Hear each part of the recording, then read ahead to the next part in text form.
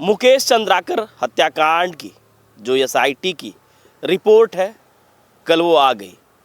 SIT की team ने कल यानी कि गुरुवार को शाम को एक प्रेस रिलीज जारी किया और बताया कि मुकेश की किस तरीके से हत्या की गई, क्या कुछ प्लान पहले से बनाया गया, एक तारीख फिक्स की गई और बाकायदा प्लान में ये भी तय किया गया कि इस हत्याकांड को अंजाम कौन देगा और हत्या करने के बाद किस तरीके से लाश को ठिकाने लगाया जाएगा और लोकेशन कोई ट्रेस न कर पाए। इस वजह से मुकेश का जो सेलफोन है उसको वारदात यानी कि जहाँ पे मुकेश को मारा गया वहाँ से कितनी दूर फेंका जाएगा। मुकेश हत्याकांड बस अब देश का मुद्दा नहीं रहा, बल्कि इंटरनेशनल मीडिया में भी बाकायदा मुकेश के चर्चे आज तक चल रहे हैं और चलने भी चाहिए। वजह यह है कि मुकेश हत्याकांड हमारे लिए कोई खबर नहीं है, कोई सनसनी नहीं है, बल्कि पत्रकारिता की अस्मिता को बचाने की एक लड़ाई है, एक मुहिम है।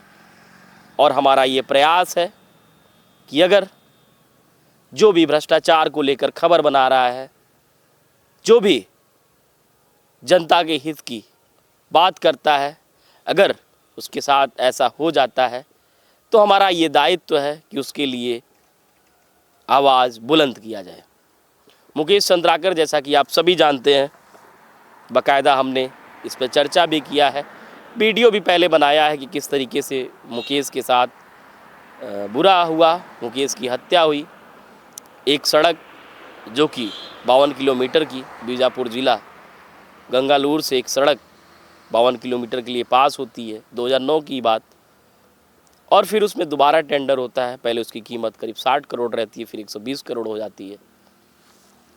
रोड की स्थिति ऐसी कि जगह जगह पर रोड पूरी तरीके से उखड़ने लगता है। 25 से 28 तारीख के बीच में मुकेश उस रोड की खबर बनाते हैं अपने एक रायपुर के सीनियर के साथ, अपने एक सर के साथ, जिसके बाद सुरेश चंद्राकर जो कि ठेकेदार, उसको ये बात नागवार गुजरती है और उसे लगता है कि अगर मुकेश अब इस दुनिया में ज़िंदा रहा तो हमारे लिए मुसीबत है, क्योंकि हमारे जो कारनामे हैं वो पूरे काले हैं और मुकेश ज़िंदा रहा तो हमारे काले कारनामों का रोज़ पोल उजागर होता रहेगा।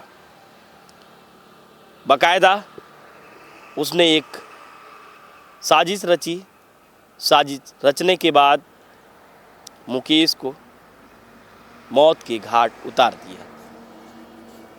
1 तारीख को मुकेश को रितेश चंद्राकर, जो कि सुरेश का भाई और मुकेश का एक अच्छा दोस्त, बचपन से ही साथ में पढ़े लिखे, बुलाता है। चूँकि 2-3 दिन पहले से ही खबर 28 को चलती है, उसके बाद से ही ये बुलाना शुरू करते हैं। मुकेश इनकी बातों को टालता है, रितेश से बार बार कहता है कि मैं अभी काम को लेके बिजी हूँ, व्यस्तता है, अभी आ नहीं पाऊँगा। 1 तारीख को फिर शाम को करीब 7 बजे के आसपास मुकेश के पास फिर फ़ोन आता है। मुकेश से रितेश फिर कहता है कि अरे कहीं दूर नहीं आना है, बल्कि बाड़े में आ जाओ, जिसको हम फार्म हाउस के रूप में भी कह सकते हैं। एक अवैध 5 एकड़ से अधिक की भूमि, जिस पे सुरेश चंद्राकर का सालों से कब्जा, बाकायदा वहाँ अपने ऐशो आराम के लिए, अय्यासी के लिए कई कमरों को बना के रखा था। नाम तो था कि वो उसका एक कह सकते हैं कि डंपिंग एरिया है, जहाँ पे अपने रॉ मटेरियल को वो डंप करता था, लेकिन बिल्कुल टिन शेड के कमरों में हर वो लग्जरी सुविधा जो सुविधा अमूमन आम घरों में नहीं होती। शाम को 7 बजे मुकेश पहुंचता है, पहले उसको खाना खिलाया जाता है।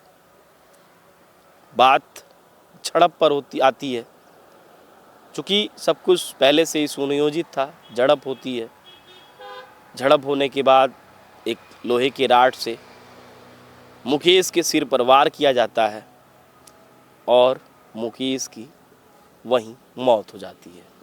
जिसके बाद उसी बैडमिंटन कोर्ट परिसर में बाकायदा एक सेफ्टी टैंक, जिसको खोला जाता है उसके चैम्बर को, और फिर मुकेश के डेड बॉडी को उसी में फेंक दिया जाता है। डेड बॉडी निकलती है, उसके बाद जब उसका पोस्टमार्टम होता है तो डॉक्टरों ने भी ये बताया कि हमने अपने अब तक के जीवन काल में करीब 14 से 15 साल डॉक्टरों को, पोस्टमार्टम करने वाले डॉक्टरों को जॉब करते हो गया, लेकिन ऐसी दर्दनाक पोस्टमार्टम हमने अब तक नहीं किया। जिसके बाद सेफ्टी टैंक में डेड बॉडी डालने के बाद फरार हो जाते हैं और फिर उसके बाद आगे की क्या कुछ घटनाक्रम रहती है सब कुछ आप लोग जान रहे हैं। 3 तारीख को डेड बॉडी मिलती है, जिसके बाद तत्काल पूरे देश की मीडिया जगत में एक शोक की लहर व्याप्त होता है और एक स्वर में, एक आवाज़ में ये मांग होती है कि मुकेश के आरोपियों को, मुकेश के हत्यारों को कड़ी से कड़ी सज़ा हो, जल्द से जल्द गिरफ्तारी हो। 6 तारीख को 3 आरोपियों की गिरफ्तारी होती है, जिसमें से 4 से 5 तारीख के आसपास, 4 या 5 तारीख के आसपास रितेश चंद्राकर, महेंद्र राम टेके और दिनेश चंद्राकर, तीनों की गिरफ्तारी हो जाती है। मुख्य सरगना, मुख्य मास्टरमाइंड सुरेश चंद्राकर की 8 तारीख को हैदराबाद से गिरफ्तारी होती है। SIT की टीम उसको पकड़ती है और फिर कोर्ट में पेश करती है। फिलहाल ये चारों आरोपी ये सलाखों के पीछे हैं और अपनी सज़ा को भुगतेंगे। आगे जो भी कोर्ट की कार्रवाई होती है वो देखने वाली बात होती है कि किस तरीके से कोर्ट इनको सज़ा देती है। लेकिन जो कल SIT की टीम की रिपोर्ट आई उसमें ये सब कुछ खुलासे हुए हैं कि मुकेश की हत्या के बाद उसके फ़ोन को 50 किलोमीटर दूर तुमनार नदी में फेंका गया, जिससे कोई भी लोकेशन डिटेक्ट ना हो। साथ ही ये आरोपी इतने शातिर कि मुकेश की हत्या के बाद इन सभी ने अपने फ़ोन को फॉर्मेट कर दिया। साथ ही ये भी कोशिश किया कि इस बीच, मतलब प्लानिंग, हत्या से ठीक 4 से 5 दिन पहले बाकायदा प्लानिंग होती है कि मुकेश को ऐसे मारा जाएगा। चूँकि प्लानिंग तो उनकी, जैसे आज वो प्लानिंग करते हैं और कल ही की थी कि 29-30 में ही निपटा दिया जाएगा, लेकिन ऐसा कुछ हो नहीं पाया। इस प्लानिंग के बाद 5 दिन उनको लग जाता है मुकेश को मौत के घाट उतारने में। जैसा कि आप सभी जानते हैं कि रितेश और महेंद्र दो बाकायदा मुकेश की हत्या की घटना को अंजाम देते हैं। दिनेश उसी रात पहुंचता है, साक्ष्य मिटाने का काम करता है। जो स्लैब रहता है, स्लैब पे कंक्रीट से ढलैया कर देता है और उसी कंक्रीट की ढलैया को देखने के बाद ही जब मुकेश के बड़े भाई और पत्रकार साथी वहां पहुंचते हैं और पुलिस को बताते हैं कि ये नई ढलैया है, इसके बाद आगे की जो भी कार्रवाई हुई, मुकेश की डेड बॉडी वहाँ से बरामद होती है। और फिर SIT की टीम ने इस केस को सुलझाने के लिए, या फिर यूँ कहें कि सुरेश की गिरफ्तारी के लिए, महाराष्ट्र, तेलंगाना और उड़ीसा पुलिस का भी भरपूर सहयोग लिया। सभी ने मिलकर इस केस को निपटाया और उनका ये प्रयास था कि जल्द से जल्द आरोपियों की गिरफ्तारी, और पुलिस सप्ताह भर के भीतर ही सभी अपराधियों को, आरोपियों को, मुकेश के हत्यारों को गिरफ्तार भी कर ली। 100 से अधिक CCTV फुटेज को भी खंगाला गया। SIT की टीम कल अपने प्रेस रिलीज़ में इस हत्याकांड के विभिन्न पहलुओं को बाकायदा प्रेस रिलीज़ के माध्यम से दर्शाया है। उसी पहलुओं को मैं आप लोगों तक विस्तार से बताने का प्रयास किया। क्या कुछ उस प्रेस रिलीज़ का निचोड़ था, सारांश था, सब कुछ आप लोगों को हमने बताया। किस तरीके से मुकेश की हत्या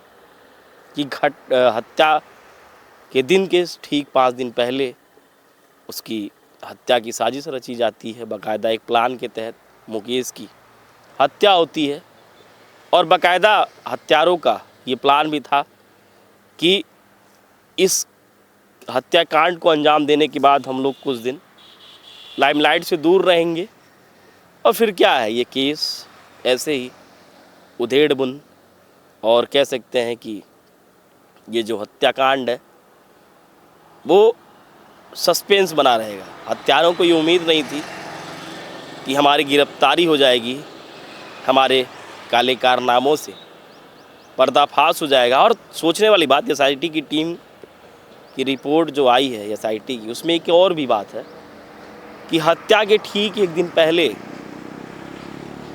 जो सरगना है, इसका मास्टरमाइंड है, मुख्य आरोपी है सुरेश चंद्राकर, उसने एक बहुत मोटी रकम भी बैंक से निकाली। सोचिए, उसको कहीं ना कहीं ये आभास था कि अगर गिरफ्तारी होगी तो बड़ी कार्रवाई होगी। इस वजह से उसने मोटी रकम भी बाकायदा निकाल ली, लेकिन कहाँ तक बचता, गिरफ्तारी भी हुई और अब तक उसकी 4 से 5 लग्जरी गाड़ियाँ, उसके ट्रक डंपर जो भी उसके माल वाहन थे और उसके बैंक खातों को, उसके अवैध निर्माण को, जो 5 एकड़ का अवैध निर्माण था जहाँ पे मुकेश की हत्या हुई थी, सबको सीज कर दिया गया है। जो अवैध निर्माण था उसको पूरी तरीके से मिट्टी में मिला दिया गया, उस पर भी बुलडोज़र की कार्रवाई हुई। और आगे हम उम्मीद करते हैं कि सुरेश की और जो भी संपत्ति है उस पर जाँच जो चल रही है उस पर भी उचित तरीके से, सख्त तरीके से फैसले लिए जाएंगे। देखने वाली बात यह है कि मुकेश के हत्यारों की गिरफ्तारी तो हो चुकी है, वो सलाखों के पीछे हैं, लेकिन न्यायपालिका, भारत का मंदिर, न्याय का मंदिर, उनको क्या कुछ सज़ा देती है। लगातार हम अपने चैनल के माध्यम से जो भी मुकेश हत्याकांड से जुड़ा हुआ अपडेट है आप लोगों तक लेके आ रहे हैं। आगे जो भी इस केस से जुड़ा हुआ जो भी आगे का अपडेट रहेगा, लगातार हम अपने चैनल के माध्यम से आपको दिखाते रहेंगे, बताते रहेंगे। हमारे सहयोगी अरबाज खान के साथ मैं आशीष शुक्ला, बोकल टीवी, रायपुर, छत्तीसगढ़।